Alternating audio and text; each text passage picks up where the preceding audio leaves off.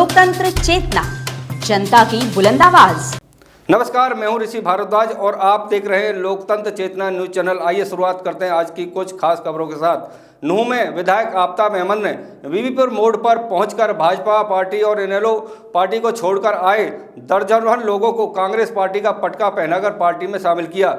इस मौके पर आफताब अहमद ने मेवात में भाजपा सरकार पर अनदेखी के आरोप लगाए। उन्होंने कहा कि भाजपा की विकसित भारत संकल्प यात्रा एक ढकोसला साबित हुई है। नूंह के विधायक व कांग्रेस विधायक दल के उपनेता आफताब अहमद ने बीबीपुर मोड़ पहुंचकर लोगों की जन समस्याओं को सुनकर समाधान के लिए अधिकारियों से मौके से ही बात की। भाजपा पर मेवात की अनदेखी का आरोप लगाते हुए कहा कि बीबीपुर में आयोजित हुई विकसित भारत संकल्प यात्रा महज एक ढकोसला साबित हुई। सरकार लोगों के उत्थान के बजाय अपना झूठा गुणगान करने में व्यस्त है। वहीं विधायक आफताब अहमद ने कहा कि अगर खट्टर सरकार ने 10 साल में विकास किया होता तो कहीं तो वो नजर आता। कांग्रेस की मंजूर शुदा परियोजनाओं को रोका गया, चाहे केंद्रीय विद्यालय सालाहेड़ी हो या ड्राइविंग ट्रेनिंग स्कूल छपेड़ा। इस चिलावली स्कूल को भी शुरू करने में रुचि नहीं ले रही है। विधायक आफताब अहमद ने कहा कि खट्टर की भाजपा सिर्फ प्रचार प्रसार प्रायोजित समाचार की पार्टी बनकर रह गई है। बीते 10 साल में मेवात में कोई विकास नहीं हुआ और अब विकसित भारत संकल्प यात्रा के जरिए आवाम को बरगलाने के लिए सरकारी संसाधनों का दुरुपयोग हो रहा है। जनता की मेहनत की कमाई से सरकार अपना प्रचार प्रसार कर रही है। इस दौरान नूंह विधायक आफताब अहमद को फिर बड़ी सफलता हासिल हुई, जब 1.5 दर्जन लोगों ने भाजपा आदि अन्य दलों को छोड़कर कांग्रेस का दामन थाम लिया। कांग्रेस का दामन थामने वाले हाजी जमील, शहीद पूर्व सरपंच मोहम्मद यूनुस, हरी मुबारिक खान, आजाद, रतिया, जानू, महबूब, तरमीन, तस्लीम, मोहम्मद, अकरम, हसन, रज्जाक, बाबूराम, महेंद्र, राजपाल, खुर्शीद आदि शामिल हुए। कांग्रेस ज्वाइन करने वाले लोगों ने कहा कि भाजपा जजपा सरकार मेवात की अनदेखी कर रही है। 10 साल से जिले की लगातार उपेक्षा हो रही है।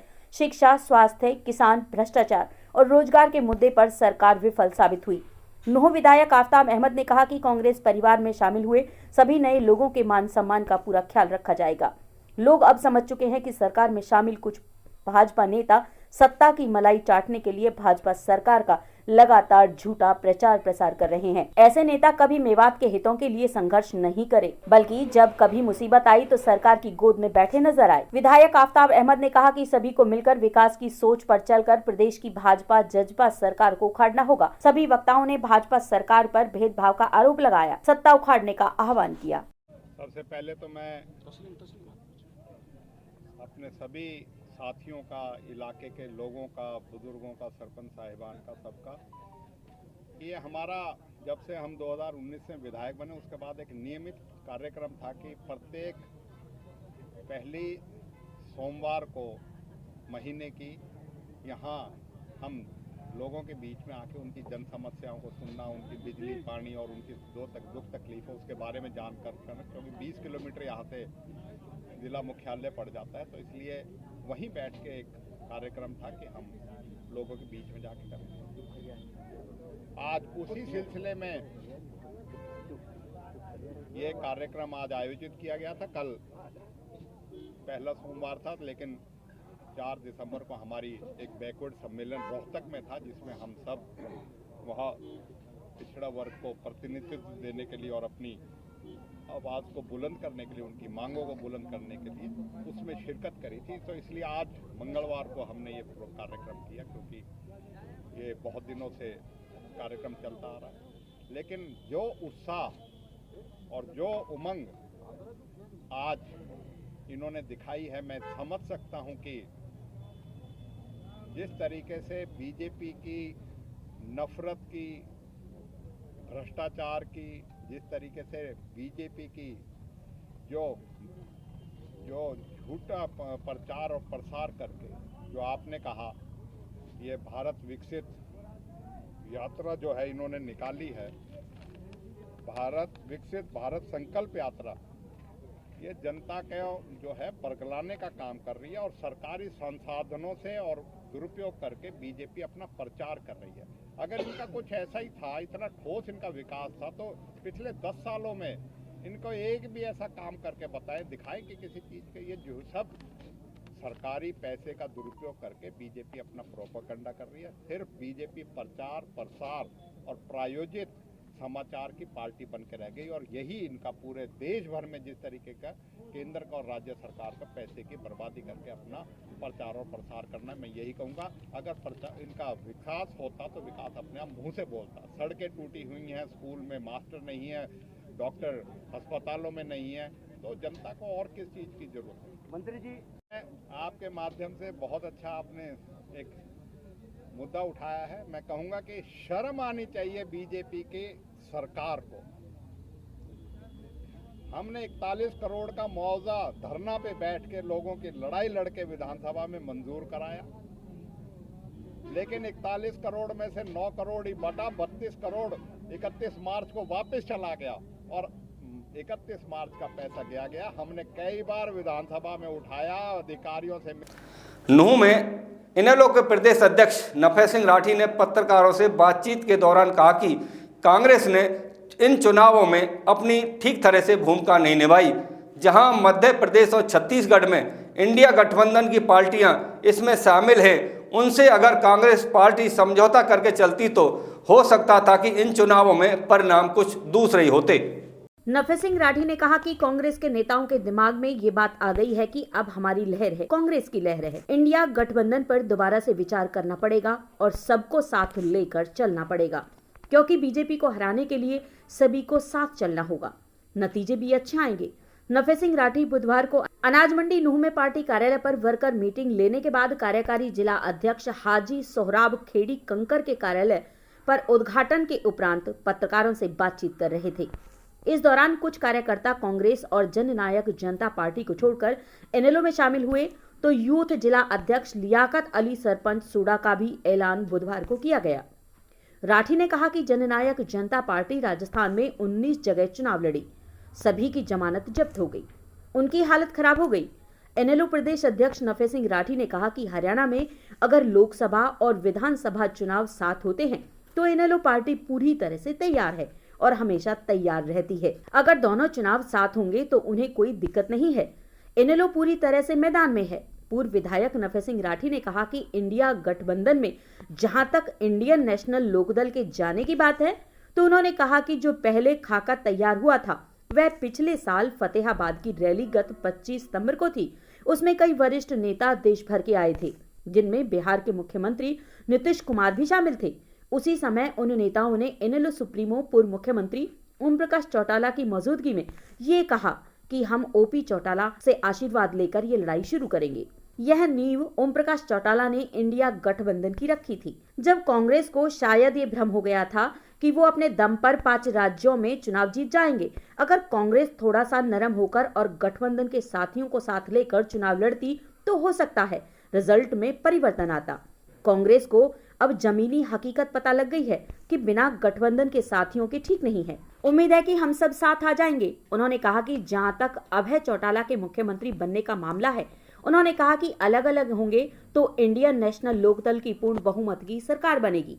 जहां तक नूंह जिले की बात है तो नूंह जिले में 3 विधानसभाओं के साथ साथ पलवल जिले की हथीन और गुरुग्राम जिले के सोहना विधानसभा भी इंडियन नेशनल लोकदल ही जीतेगा। उन्होंने ये भी कहा कि चुनाव में समय कम है, अब विधानसभा स्तर पर कार्यक्रम होंगे और नूंह में आगामी 20 दिसंबर का कार्यक्रम प्रस्तावित है, लिहाजा कार्यकर्ता अब तैयारियों में। बात जेजेपी की नहीं है, बात तो ये है कि कांग्रेस ने अपनी भूमिका ठीक तरीके से नहीं निभाई। जहाँ मध्य प्रदेश में और छत्तीसगढ़ में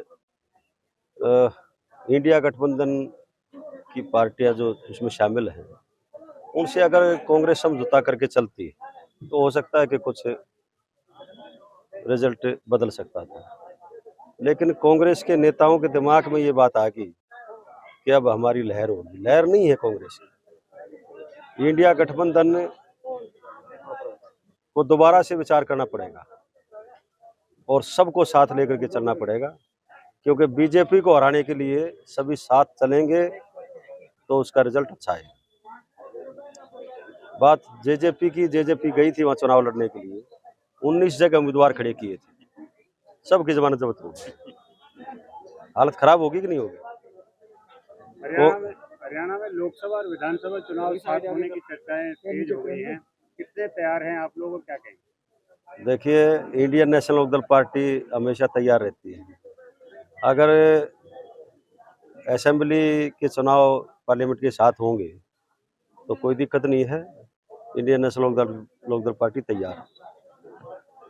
इंडिया गठबंधन का आपने जिक्र किया, क्या इंडियन नेशनल लोकदल इंडिया गठबंधन के साथ जाने को तैयार है? सही बात तो यह है कि इंडिया गठबंधन का जो खाका तैयार हुआ था वो पिछले साल फतेहाबाद की रैली थी 25 सितंबर को।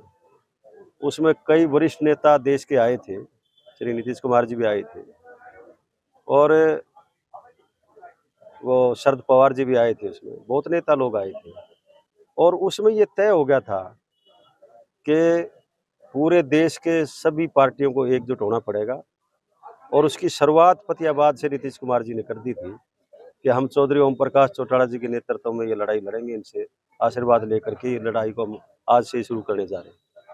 तो वो तो नींव ही चौटाला साहब ने रखी है इंडिया गठबंधन की। अब कांग्रेस को शायद ये वहम हो गया था कि हम अपने दम पे 5 राज्यों में चुनाव जीत जाएंगे। अगर Congress doctor Omvir hospital. Doctor Omvir hospital पिछले 40 वर्षों से कोल्हाना में अपनी सेवाएं दे रहा है, जो कि अब आपके शहर होडल में भी खुल गया है, जहां पर वैद्य कन्हैया लाल के पौत्र doctor Dilip Sharma ji BAMS MD Ayurveda specialist, जो 10 साल से क्षेत्र में अपनी सेवाएं दे रहे हैं, के नेतृत्व में संचालित किया जा रहा है, जो सभी बीमारियों का जैसे लकवा, गठिया वाय, जोड़ों का दर्द, पेट की सभी बीमारियां, सेक्स संबंधी सभी बीमारियों का सफलतापूर्वक इलाज करते हैं। डॉक्टर साहब लकवा रोग के इलाज के स्पेशलिस्ट हैं। दांतों से संबंधित रोगों के लिए महिला दंत चिकित्सक डॉक्टर रीना शर्मा, जिनके द्वारा सभी तरह के दांतों से संबंधित रोगों का इलाज, टेढ़े मेढ़े दांत होना, दांत निकलवाना और भी बहुत सुविधा उपलब्ध है। स्त्री रोगों के लिए स्त्री रोग विशेषज्ञ, जिसमें सभी तरह की नॉर्मल डिलीवरी है, सिजेरियन, बांझपन व समस्त प्रकार के स्त्री रोगों का इलाज, नवजात शिशु के लिए फोटोथेरेपी मशीन, हड्डी रोग विशेषज्ञ, जिनके द्वारा प्लास्टर हड्डी के समस्त प्रकार के इलाज की सुविधा, हाथ पैर का सुन्न होना, गठिया, सर्वाइकल, रीढ़ की हड्डी का दर्द आदि। अस्पताल के अंदर उच्च कोटि का ऑपरेशन थिएटर, जिसमें सभी तरह के ऑपरेशन जैसे फटियाते, हर्निया, अपेंडिक्स, बवासीर, भगंदर, पित्त की थैली, पेशाब की थैली, पथरी, प्रोस्टेट का इलाज, बच्चेदानी के ऑपरेशन, हड्डियों के ऑपरेशन, महिला नसबंदी आदि के कुशल डॉक्टर के द्वारा ऑपरेशन किए जाते हैं। अस्पताल के अंदर अल्ट्रासाउंड केंद्र, एक्सरे मशीन, गंभीर मरीजों के लिए ICU और NICU, ऑक्सीजन की व्यवस्था, सभी तरह की जांच के लिए उच्च कोटि की लैब, मरीजों के लिए जनरल वार्ड, महिला मरीजों के लिए महिला वार्ड, सेमी प्राइवेट और प्राइवेट रूम की व्यवस्था। अस्पताल के अंदर 24 घंटे एम्बुलेंस की सुविधा। पता डॉक्टर ओमवीर हॉस्पिटल निकट दड़का व बक्सुआ पट्टी मोड़, पुराना road, Hodal. Contact number 9034101461।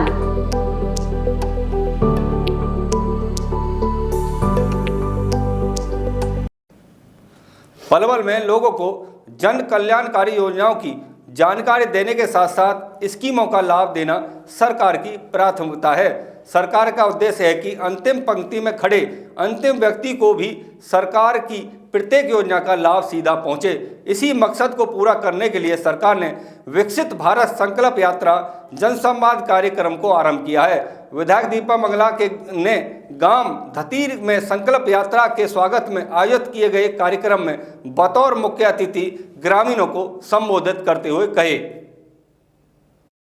Mangla ने कहा कि इस यात्रा में LED वैन जिला के ग्रामीण व शहरी क्षेत्र में लोगों के बीच जाकर सरकार की योजनाओं के बारे में लोगों को अवगत करवा रही है। इसके साथ ही जिला प्रशासन की ओर से विभाग भी सरकारी सेवाओं व योजनाओं की पहुंच लोगों तक बनाने और सरकार की सेवाओं व योजनाओं का लाभ पात्र व्यक्ति को उसके घर द्वार पर देने के लिए विभाग संकल्प यात्रा के साथ अपनी अपनी स्टॉल लगाकर लोगों को योजनाओं से अवगत कराने के संग उन्हें मौके पर ही लाभान्वित भी कर रहे हैं। इस मौके पर विधायक दीपक मंगला ने ग्रामवासियों को विकसित व आत्मनिर्भर भारत बनाने में अपना हर संभव योगदान देने का संकल्प भी दिलाया। उन्होंने कृषि विभाग द्वारा लगाई गई नमो दीदी ड्रोन की उड़ान का परीक्षण करने के साथ साथ विभिन्न विभागों द्वारा लोगों को लाभ देने के लिए लगाई गई स्टॉलों पर जाकर अवलोकन कर जानकारी भी हासिल की। संकल्प यात्रा में एलईडी वैन पर बच्चों, ग्रामीण महिलाओं व बुजुर्गों और युवाओं को देश के प्रधानमंत्री नरेंद्र मोदी के वर्ष 2047 तक भारत को आत्मनिर्भर व विकसित बनाने के शुभ संदेश को भी दिखाया व सुनाया जा रहा है। इसके अलावा एलईडी के माध्यम से ही केंद्र व प्रदेश सरकार की योजनाओं के लाभार्थियों की सक्सेस स्टोरी को भी दर्शाकर उनके विचारों को जनता के साथ साझा किया जा रहा है, ताकि लोग सरकारी योजनाओं का अधिक से अधिक लाभ उठाने के लिए प्रेरित हों। कार्यक्रम में प्रधानमंत्री उज्ज्वला योजना की लाभ पात्र ग्रामीण महिलाओं, धतीर गांव की रेखा, अतरचटा गांव की सुंदरवती व ममता को गैस चूल्हे भी वितरित किए और स्वयं सहायता समूह की महिलाओं, धतीर गांव की पिंकी, ओमवती, जगम आदि द्वारा उत्कृष्ट कार्य करने पर प्रशस्ति पत्र देकर सम्मानित किया गया। सबसे पहले तो मैं गांव धतीर में भारत विकसित यात्रा के पहुंचने पर यात्रा का स्वागत करता हूं, अभिनंदन करता हूं। गांववासियों ने भी यात्रा का स्वागत अभिनंदन किया है और इस यात्रा के आने से जो केंद्र सरकार की, प्रदेश सरकार की कल्याणकारी जो योजनाएं हैं उनका लाभ सीधा आम जनमानस तक पहुंचे, उसके लिए सभी विभिन्न विभागों ने अपनी अपनी स्टाइल लगाई है और मौके पे ही उनको उन योजनाओं की भी जानकारी दे रहे हैं और उनकी समस्याओं का भी समाधान कर रहे हैं। निश्चित तौर पर इससे बहुत बड़ा फायदा हमारे आम जनमानस को होगा। फरीदाबाद के बल्लभगढ़ में दिल दहला देने वाली घटना सामने आई है, जहां एक निर्दय मां ने अपनी नवजात बच्ची को झाड़ियों में फेंक दिया और वहां से चली गई। वहीं से गुजरने वाले एक राहगीर ने जैसी बच्ची के रोने की आवाज़ सुनी तो उसने देखा तो झाड़ियों में एक नवजात बच्ची पड़ी हुई है, तो उसने इसकी सूचना तुरंत पुलिस को दी। सूचना पाकर पुलिस मौके पर पहुंची और बच्ची को कब्जे में लेकर उसका इलाज कराने के लिए फरीदाबाद के अस्पताल में भर्ती करा दिया है और पुलिस ने मां की तलाश शुरू कर दी है। यह तस्वीर आपको अंदर तक झंझोर कर रख देगी, क्योंकि यह तस्वीर उस अभागी बच्ची की है जिसने 1-2 दिन पहले ही जन्म लिया था, परंतु उसे क्या पता था कि जैसे ही वह जन्म लेगी, उसके जन्म लेते ही उसकी निर्दय मां उसे झाड़ियों में फेंक देगी। दरअसल फरीदाबाद से यह कोई पहली घटना नहीं है। इससे पहले भी एक नवजात शिशु को उसकी निर्दय मां ने जन्म देते ही झाड़ियों में फेंक दिया था, जहां उसे रागीरा की मदद से पुलिस ने सिविल अस्पताल भिजवाया था। तो वहीं ऐसा ही मामला बल्लभगढ़ के मलेरना रोड से सामने आया है, जहां आज सुबह राहगीर ने झाड़ियों से एक बच्ची की रोने की आवाज सुनी।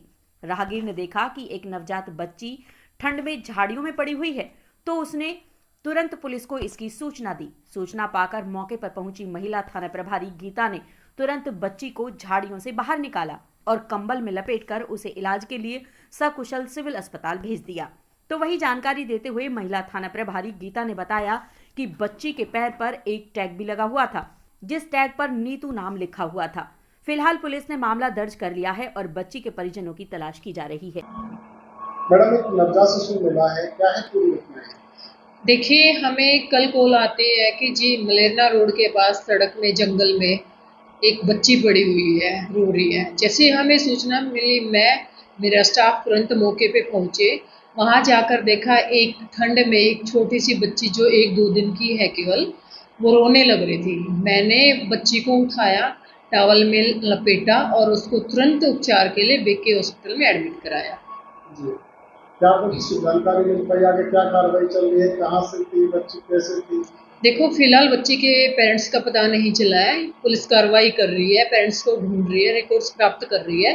शीघ्र ही पेरेंट्स का प्राप्त करके नियमानुसार कार्रवाई अमल में लाई जाएगी। क्या कोई जानकारी मिल पाई कि कोई ऐसा कोई तथ्य मिला हो, सबूत मिला हो, टैग वगैरह बच्ची? हाँ, बच्ची के पैर पे नीतू नाम लिखा हुआ था, बेबी ऑफ नीतू। तो उसके लिए हमने रिकॉर्ड काफी हॉस्पिटलों में देखा है, परंतु अभी से कोई फिलहाल जानकारी नहीं मिल पाई। शीघ्र ही उसके पेरेंट्स का पता करके। ये लड़का तो लड़की थी? ये बेटी थी, जो 1-2 दिन की है मुश्किल से। ऐसे में लोगों को क्या संदेश देना चाहोगे कि कहीं ना कहीं जो है वो नवजात जो बच्चे होते हैं उनको फेंक जाते हैं? पहली घटना आई थी, दूसरी घटना सामने आ रही है। देखिए, मैं पब्लिक को ये संदेश देना चाहती हूँ, चाहे बेटा हो बेटी हो, कभी भी बच्चे को इस तरह से जंगल में या कहीं भी नहीं फेंकना चाहिए। बहुत सारी संस्थाएं हैं, उनमें आप दे सकते हो। बच्चे को अडॉप्ट करने के लिए भी काफ़ी लोग होते हैं। यदि आप बच्चों का पालन पोषण करने में असमर्थ है तो जैसे CWC है, वहाँ दे दीजिए, तो वो प्रॉपर उनका पालन पोषण करता है। और जिसको भी बच्चे की नीड होती है वो वहाँ से अडॉप्ट भी कर लेते हैं, उसका भी प्रोसेस होता है। अगर इसमें पता चलता है माँ बाप का पता चल पाता है तो क्या कुछ कार्रवाई इसमें की जाएगी? देखो, इसमें मुकदमा दर्ज करके मुकदमा दर्ज हो भी चुका है और इसमें नियम अनुसार कार्रवाई करके जो भी कानून के अकॉर्डिंग बनता है वो कार्रवाई अमल में लाई जाएगी। पलवल के बस अड्डा चौक पर दिल्ली की ओर जाने के लिए बस के इंतजार में खड़े एक व्यक्ति को इको गाड़ी ने टक्कर मार दी। टक्कर लगने से घायल हुए व्यक्ति को इलाज के लिए निजी अस्पताल पलवल में लाया गया। बताया गया है कि गाड़ी चालक ने चालान से बचने के लिए गाड़ी को तेज गति से दौड़ा रखा था। पुलिस ने आरोपी गाड़ी चालक के खिलाफ मामला दर्ज कर गिरफ्तार कर लिया है। पलवल में इको चालक बस अड्डा चौक पर इस कदर आतंक मचाए हुए है कि वह सवारी की होड़ हो या चालान से बचने की कोशिश। ऐसे में वह इतनी तेज गति से गाड़ी चलाते हैं कि भले ही उनकी गाड़ी से कुचलकर आमजन की जान ही क्यों न चली जाए। ऐसा ही एक मामला पलवल बस अड्डे पर सामने आया है, जहां सवारी भरने वाले इको चालक ने पलवल में भतीजे के विवाह में सम्मिलित होने के बाद बस अड्डा चौक पर दिल्ली की ओर जाने के लिए बस का इंतजार कर रहे करीब 50 वर्षीय व्यक्ति को गाड़ी से कुचल दिया। गंभीर रूप से घायल को निजी अस्पताल में उपचार के लिए ले जाया गया, जहां से उसकी गंभीर हालत को देखते हुए परिजन उसे इलाज के लिए दिल्ली की ओर ले गए। अस्पताल में मौजूद पीड़ित के परिजनों ने घायल मुकेश की मां मुन्नी देवी ने बताया कि वह अपने बेटे और पोते के साथ पलवल बस अड्डा चौक पर दिल्ली जाने के लिए बस का इंतजार कर रही थी कि तभी तेज गति से आ रहे इको गाड़ी चालक ने उसके बेटे को बुरी तरह से टक्कर दे मारी। काफी रोकने के प्रयास के बाद भी गाड़ी उसके बेटे पर चढ़ती चली गई, जिससे उसकी हालत खराब हो गई। उन्होंने बताया कि पुलिस ने गाड़ी और चालक को काबू कर लिया है। बताया गया है कि यह इको चालक चालान से बचने के लिए तेज गति से गाड़ी को भगा रहा था और यह हादसा हो गया। माता जी, क्या नाम है आपका? मुन्नी देवी जी, कौन है आपका जो एक्सीडेंट हुआ है? बेटा है मेरा। कहाँ बस अड्डे पे कहाँ जाने के लिए खड़े थे आप लोग? दिल्ली जाने के लिए खड़े थे। तो क्या हुआ, क्या है, किसने टक्कर मारी? एक पीछे से आ रहा था तेजी में जी, उन्होंने टक्कर मार दी। तो कैसे, ज़्यादा चोट लगी है? ज़्यादा चोट लगी है। तो क्या हुआ था एकदम से, कैसे वो गाड़ी आई सामने? गाड़ी आई एकदम, लड़के के हाथ से पकड़ रहा, नहीं रुकी और वो पलट के नीचे से ऊपर होकर निकल गए। शिकायत दे दी है पुलिस को? हाँ, दे दी। अभी 3 बेटी हैं उसके। जी, हाँ। इलाज के लिए भर्ती करा दिया है? हाँ। तो पुलिस को शिकायत दे चुके हैं आप? हाँ, दे चुके हैं।